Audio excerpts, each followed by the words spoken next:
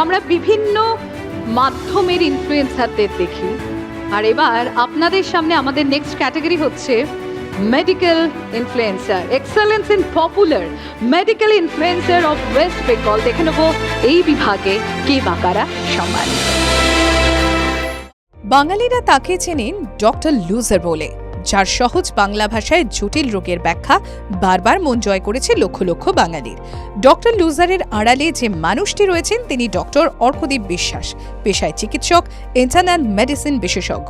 Uric acid থেকে stroke কিংবা heart attack থেকে হার্ট ফেলিয়ারের মতো জটিল রোগকে সহজ করে বুঝিয়ে দিয়েছেন মানুষের কাছে, এবং এভাবেই খুব তাড়াতাড়ি বাঙালির ঘরে জনপ্রিয় হয়ে উঠেছেন এই তরুণ চিকিৎসক। শুধু তাই নয়, এই ডক্টর লুজার ছদ্মনামে উনি পশ্চিমবঙ্গের গত বেশ কয়েক বছর ধরে পড়িয়েছেন, গাইড করেছেন, এবং উনি নিজেকে লুজার বললেও ওনার হাত দিয়ে শতাধিক ছাত্রছাত্রী সরকারি মেডিকেল কলেজে ডাক্তারিও পড়ছে। আর সোশ্যাল মিডিয়ার বিভিন্ন প্ল্যাটফর্ম মিলিয়ে তার অনুগামী 10 বছরের ছাত্রছাত্রী থেকে 70 বছরের প্রবীণরাও। সোশ্যাল মিডিয়া জুড়ে ওনার অ্যাক্টিভ ফলোয়ার্সের সংখ্যা এখন 14 লক্ষেরও বেশি। তাহলে বলুন তো, যে মানুষ লক্ষ মানুষের জীবনে আলো জ্বালায় তাকে কি সত্যি লুজার বলা যায়? নামটা ডক্টর লুজার, কিন্তু গল্পটা একজন উইনারের।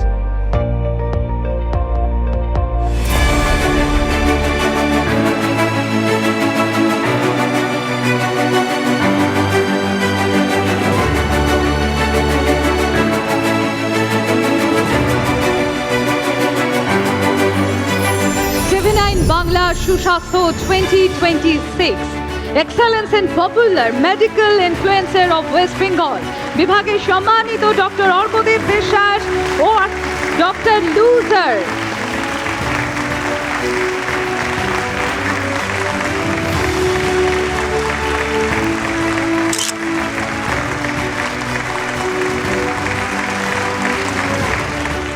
আমার নাম ডক্টর অর্কদীপ বিশ্বাস, সোশ্যাল মিডিয়াতে ডক্টর লুজার, এবং আমি এমডি ইন্টারনাল মেডিসিনে। খুব ভালো লাগছে, TV9 বাংলাকে অনেক ধন্যবাদ। তারাও যে সোশ্যাল মিডিয়া দেখে, ফেসবুক, ইউটিউব দেখে, সেটা বোঝা যাচ্ছে। এবং আমি এই কাজটা অনেক দিন ধরে করছি, 5-6 বছর হয়ে গেল। আমার চেষ্টা ছিল এটাই যে খুব সহজ ভাষায় রোগের দিকগুলোকে মানুষের কাছে তুলে ধরা, যাতে মানুষের কোনো সমস্যা হলে মানুষ যেন হাসপাতালে পৌঁছাতে দেরি না করে। তো সেইখান থেকে আজকে এই স্বীকৃতি পেয়ে অবভিয়াসলি ভালো লাগছে। আরেকবার ধন্যবাদ TV9 বাংলাকে।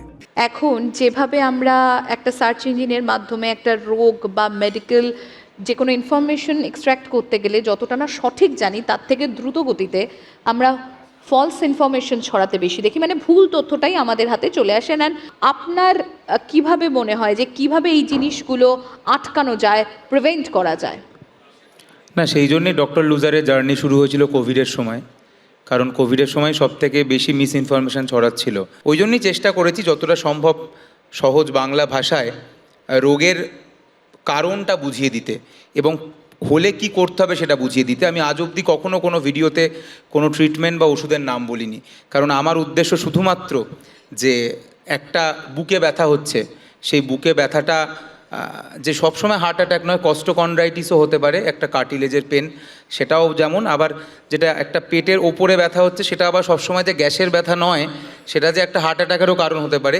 এইটা মানুষের সামনে একবার তুলে ধরা, যাতে মানুষ যখন সেই জিনিসগুলো ফিল করবে তখন যাতে হাসপাতালে তাড়াতাড়ি যায়। সোশ্যাল মিডিয়ার ভূমিকা এখনো পর্যন্ত কি রয়েছে আপনার নজরে, এবং আগামী 5 বছরে আরও কতটা ইম্পর্টেন্ট হয়ে উঠবে বলে আপনি মনে করেন? এখন তো সবাই কন্টেন্ট ক্রিয়েট করছে, সেটা সবাই বুঝে গেছেন যে আজকের দিনে সোশ্যাল মিডিয়া ছাড়া চলা অসম্ভব।